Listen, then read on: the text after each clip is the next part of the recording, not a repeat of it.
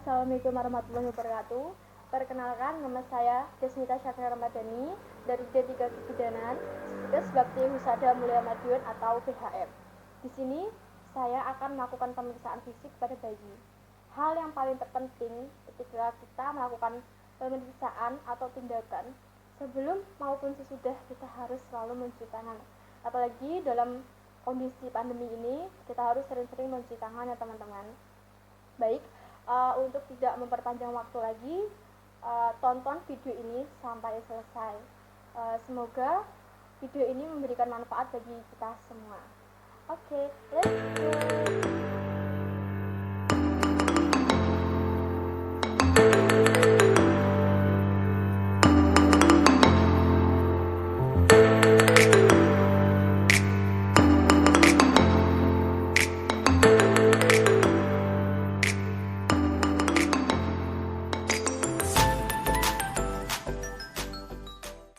Baik, saya akan melakukan pemeriksaan fisik. Yang pertama pada kepala, raba sepanjang garis sutura dan fontanel, apakah ukuran dan tampilannya normal. Periksa adanya trauma kelahiran, misalnya cabut succedaneum, cefalhematoma, pendarahan supraponeurotik, atau fraktur tulang tengkorak. Lalu kita memperhatikan adanya kelainan kongenital seperti anencefali, mikrosefali, dan sebagainya. Kemudian kita akan melakukan pemeriksaan pada wajah. Wajah harus tampak simetris. Terkadang wajah bayi itu tampak asimetris. Hal ini karena posisi bayi intrauteri. Perhatikan kelainan wajah yang khas seperti sindrom Down atau sindrom Pierre-Robin. Lalu kita memperhatikan juga kelainan wajah akibat trauma lahir seperti laserasi. Kemudian kita akan melakukan pemeriksaan pada mata. Goyangkan mata bayi secara perlahan supaya mata bayi terbuka. Periksa jumlah, posisi atau letak mata bayi. Periksa adanya strabismus, yaitu koordinasi mata yang belum sempurna. Periksa adanya glaukoma kongenital, mulanya akan tampak sebagai pembesaran, kemudian sebagai kekeruhan pada kornea. Kemudian kita akan memeriksa pada bagian hidung. Kaji bentuk dan lebar hidung pada bayi. Cukup bulan, lebarnya harus lebih dari 2,5 cm. Bayi harus bernapas dengan hidung, jika melalui mulut harus diperhatikan. Kemungkinan ada obstruksi jalan nafas. Periksa adanya pernapasan cuping hidung. Jika cuping hidung mengembang, menunjukkan adanya gangguan pernapasan. Nah, selanjutnya kita akan memeriksa pada mulut. Perhatikan mulut bayi. Bibir harus berbentuk dan simetris. Ketidaksimetrisan bibir menunjukkan adanya palsi wajah. Mulut kecil menunjukkan mikrognathia. Periksa adanya bibir sumbing. Ini bibirnya tidak sumbing ya. Periksa lidah, apakah membesar atau sering bergerak. Bayi dengan edema otak atau tekanan intrakranial meninggi, seringkali lidahnya keluar masuk tanpa fute. Dan selanjutnya kita akan meriksa pada telinga. Periksa dan pastikan jumlah, bentuk, dan posisinya. Pada bayi cukup bulan, tulang rawan sudah matang. Daun telinga harus berbentuk sempurna dengan lengkungan yang jelas di bagian atas. Perhatikan letak daun telinga. Daun telinga yang letaknya rendah atau low set arch terdapat pada bayi yang mengalami sindrom tertentu atau Pierre-Robin. Selanjutnya kita akan melakukan pemeriksaan fisik pada leher. Leher pada bayi biasanya pendek dan harus diperiksa kesimetrisannya. Periksa adanya trauma leher yang dapat menyebabkan kerusakan pada plexus brachialis. Lakukan perabaan untuk mengidentifikasi adanya pembengkakan. Periksa adanya pembesaran kelenjar tiroid dan vena jugularis.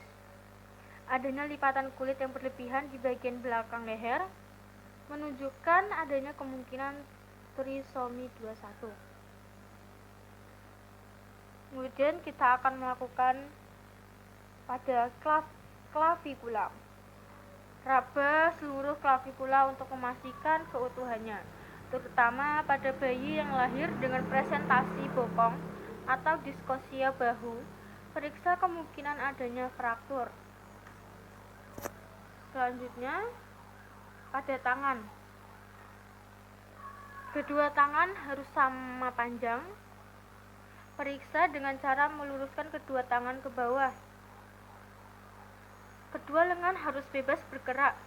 Jika gerakannya kurang, kemungkinan adanya kerusakan neurologis atau fraktur.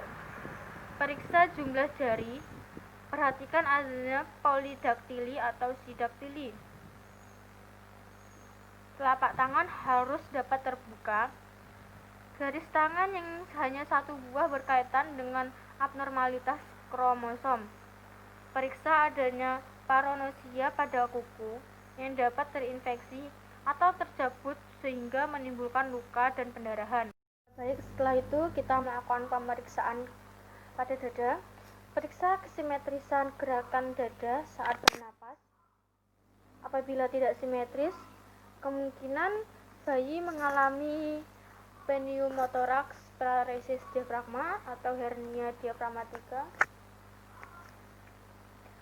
Pada bayi, puting susu sudah berbentuk dengan baik dan tampak simetris.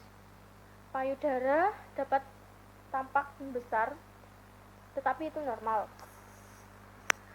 Lalu kita memeriksa suhu menggunakan termometer terlebih dahulu. Kemudian melakukan inspeksi pada dada, apakah ada luka atau tidak.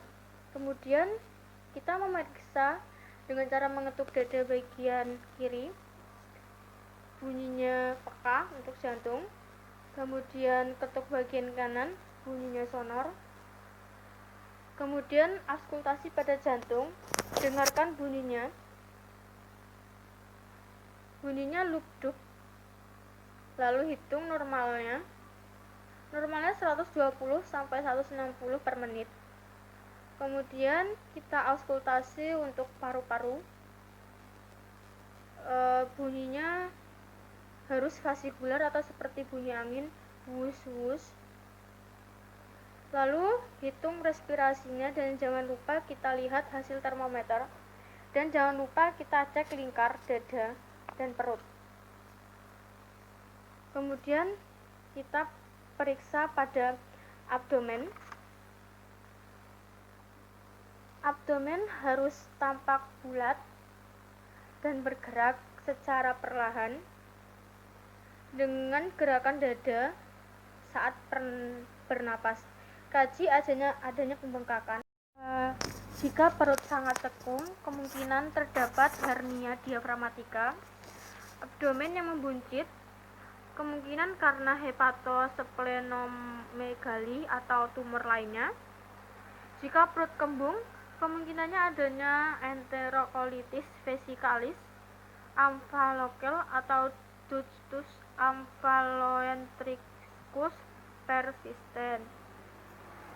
Kemudian kita periksa letak tali pusat dan juga cek bagian kuadran perut dengan cara mengetuk juga. Cek bagian kuadran kanan atas, bawah, kiri atas, bawah. Lalu kita memeriksa pada genitalia. Pada bayi laki-laki, panjang penis 3-4 cm dan lebar 1-1,3 cm. Periksa posisi lubang uretra, kemudian adanya hipospadia dan epispadia. Lalu skrotum harus dipalpasi untuk memastikan jumlah testis ada 2. Pada bayi perempuan, labia mayora menutupi labia minora. Lubang uretra terpisah dengan lubang vagina. Terkadang tampak adanya sekret yang berdarah dari vagina. Kemudian kita periksa pada anus, rektum, periksa adanya kelainan atresia ani, kaji posisinya. Mekonium secara umum keluar pada 24 jam pertama. Jika sampai 48 jam kemudian keluar, kemungkinan adanya mekonium plug syndrome, obstruksi saluran pencernaan. Lalu kita periksa pada tungkai. Periksa kesimetrisan tungkai dan kaki. Kedua tungkai harus dapat bergerak bebas. Periksa adanya polidaktili atau sidaktili pada jari kaki. Kemudian kita periksa pada spinal.